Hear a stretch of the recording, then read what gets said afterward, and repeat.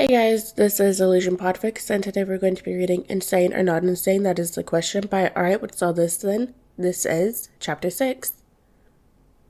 It started with insomnia, or maybe guilt. Tim wasn't sure anymore. He told himself it was just information gathering, staying ahead of the situation, preparing for contingencies, the way he always had. But that didn't explain why he was cross-referencing citations at 2 in the morning. Sitting in the dim corner of the guest bedroom in the manor with a blanket around his shoulders, and Jason's name in half a dozen academic search engines. He hadn't expected much at first. Jason had always been smart, but raw. Sharp enough to cut, sure, but not someone Tim would have imagined driving into the dense, measured world of forensic psychiatry. And yet, the work was there. Clean, detailed, relentlessly focused. Assessment integrity and post-incident forensic interviews. Recidivism, predicators, and personality disorder defenders, a post-conviction review. Effective blunting versus strategic noncompliance in high-risk subjects, a diagnostic framework. Tim read them all. Then he read them again. Jason's voice came through in every paragraph, not overtly, he never slipped, but there was a tone threaded through the lines, controlled, tightly wound, furious maybe, but not chaotic. Tim could feel the tension behind the language, the way Jason walked his scalpel's edge between objectivity and something deeper, something personal. He'd expected ego. What he found was rigor. Tim leaned back in his chair, blinking at the latest case study, an analysis of a spree killer in London whose antisocial profile had been complicated by overlapping neurological trauma. The team's original framework had failed to flag a key behavioral inconsistency in the subject's presentation. Jason had caught it. Not only that, he'd laid out a framework for diagnostic correction that had since been adopted by 2 federal institutions. The paper was now required reading at the Bureau of Forensic Services. Jason had been 23 when he wrote it. Jesus. Tim rubbed his eyes. No one had said any of this during the argument. Bruce had focused on the risk. Dick had been focused on the betrayal. Damien had all but snarled blood, and Jason had looked tired. Not angry, not volatile, just done. Like he'd known they wouldn't listen. Like he wasn't even trying to win. But the more Tim read, the more one thing became achingly clear. Jason wasn't doing any of this for them. He was doing it because someone had to. Because no one else had. The Joker should have been evaluated decades ago. Gotham should have had protocols, oversight, checks. Tim had grown up inside the system that broke those rules or ignored them, for the sake of expediency. For the sake of control. He understood the logic, but that didn't mean it was right. He'd watched his family beat criminals bloody in alleys, only to send them back into the same cycle. He watched them decide who deserved redemption and who didn't, who was sick and who was evil, who should get help and who should get hurt. Tim hadn't always agreed. Now, after reading Jason's work, he was sure of it. The Joker deserved to be held accountable, but how he was held accountable mattered. The method mattered. The law mattered. Procedure wasn't just a formality. It was the difference between justice and vengeance dressed up in Kevlar. And Jason, for all his past violence, for all the blood on his ledger, was the only one treating this case like it mattered. So when he heard Jason would be guest lecturing at Gotham University, Tim didn't hesitate. He didn't ask for permission. He didn't tell anyone. He just showed up. The lecture hall was packed when he arrived, mostly law students, a few faculty members, 1 or 2 uniformed officers. Tim slipped into a seat near the back, hood up, head down, and tried not to feel like he was trespassing in his own city. Jason was already speaking. No podium, no notes, just him, standing in the center of the room like he'd wired it for sound and found the weak points in the floor. The topic was criminal responsibility and psychiatric noncompliance. Specifically, how systematic failure to enforce clinical oversight in high-risk detentions led to what he called institutional normalization of dysfunction. Tim had no idea how the undergrads were following any of it. He couldn't look away. Jason moved with a calm intensity, never raising his voice, never over-explaining.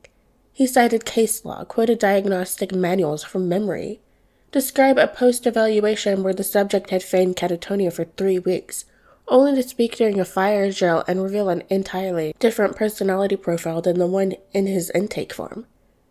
The original team had dismissed it as malingering, Jason had reevaluated and identified a rare dissociative condition triggered by auditory trauma from childhood. He wasn't manipulating the system, Jason said. He was trying to survive it. Tim watched the student scribble notes. He didn't bother. The words were already etching themselves into his memory. Later, Jason put up a slide, one of the only 3 he used the whole lecture, showing data from Arkham's last 20 years of inmate turnover. He pointed to the absences. This is what it looks like when documentation becomes optional, when process becomes suggestion, and when we confuse punishment with justice. It wasn't just a class, it was a scalpel, cutting through the city's rot.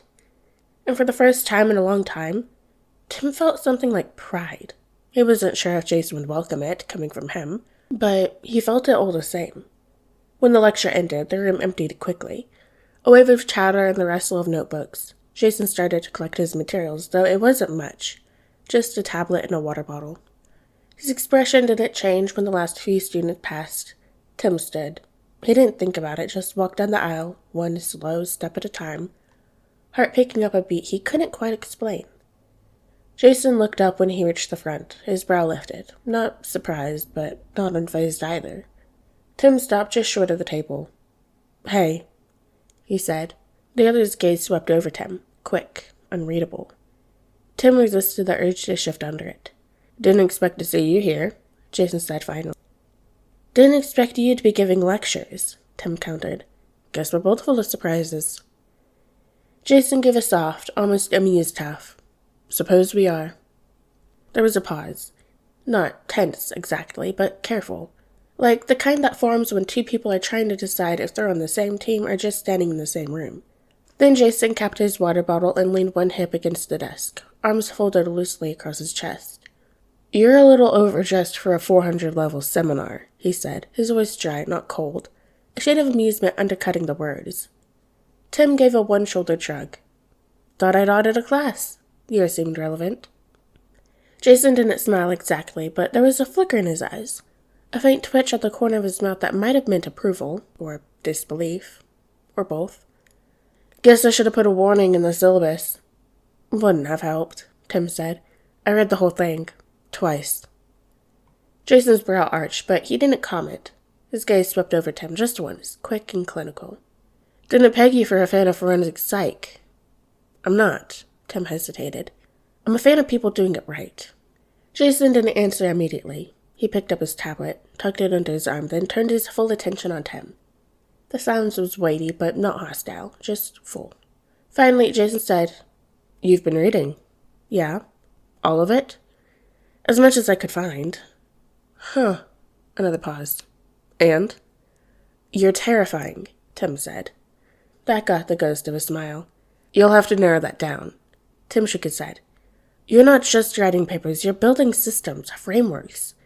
You're trying to change how the city works, how it thinks. That's—" He broke off. "It's bigger than I thought." Jason's face didn't change, but something in him eased, a degree, maybe 2. "I didn't come to fight," Tim said, quieter now. "I didn't even come to argue. I wanted to see it for myself. See you." Jason looked at him for a long moment. Then he stepped away from the desk, arms loosened at his side. "So?" he asked.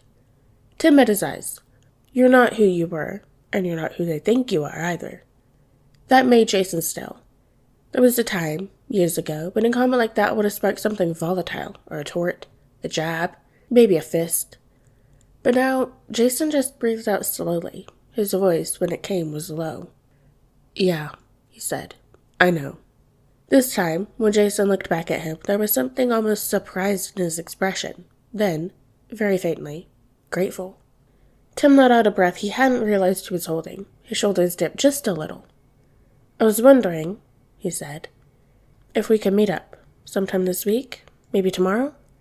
I'd like to ask you more about your work, not the Joker stuff. I know you won't talk about that." Jason's response was immediate. "You're right, I won't." Tim nodded. "I didn't expect you to."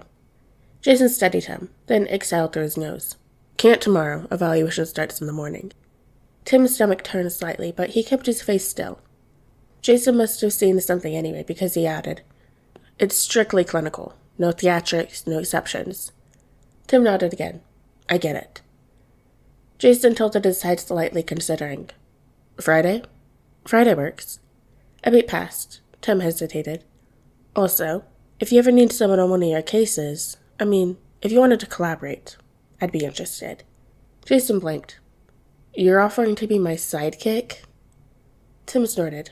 No cape? No code name? Jason gave a huff of air that might have been half a laugh. Then his expression softened and he shook his head. I don't do that anymore, he said. The vigilante thing. I only work with Roy and Corey sometimes, keep the skill sharp, and I get to see them. Tim frowned, caught off guard. You really quit? Jason nodded. Didn't have the time. Between med school, research, rotation, court consults, he shrugged. The mask didn't fit anymore. Tim nodded slowly. Right, of course. But something in him still reeled, not from disappointment, but from the reality of how much Jason had changed, how far he'd come, how far he'd gone. And yet, here he was, still in Gotham, still Jason, just not the Jason they used to know. Tim shoved his hands deeper into his pockets. Okay, no rooftops. But I'd still like to talk. Later this week? Jason looked at him for a moment, then nodded again, a little slower this time. Yeah, we'll just talk. Tim offered a faint smile. Cool. They walked out together, two shadows in a city that didn't quite know what to make of either of them. The sky above was heavy with cloud, the kind that smothered the stars, and the streetlights along the sidewalk hummed like they were holding their breath. Rain was coming. You could feel it in the air. Neither of them said much. Jason kept his hands in his coat pockets. Tim tucked his hoodie tighter around himself, letting their steps fall into a rhythm that felt strangely familiar. Not comfortable exactly, not yet, but not hostile either, just quiet, just real. 8 years ago, Tim had stood at the edge of this same silence, staring across the gulf left by anger and grief and everything Bruce hadn't said out loud. He'd watched Jason walk away from all of them, and he'd held on to that stupid, stubborn hope that maybe one day he'd come back. Not as Robin, not as Red Hood, just as himself. It hadn't been rational, it hadn't even felt fair, but it had been there. Now walking beside Jason again, he felt that same flicker of hope. Not bright, not loud, but steady and, God, alive. Like embers buried deep under ash, refusing to go out. He didn't know where this would go, if anything would come of it. If the past could be reckoned with, or if some brick stayed fractured no matter how much you wanted to believe otherwise. But tonight, at least, the silence between them didn't feel like a wall anymore. It felt like a door. And for the first time in years, Tim felt like he might actually have the key. Alright guys, and that is the end of chapter 6 of Insane or Not Insane. That is the question by Alright, what's all this then? I hope you guys liked it, and I'll see you next chapter.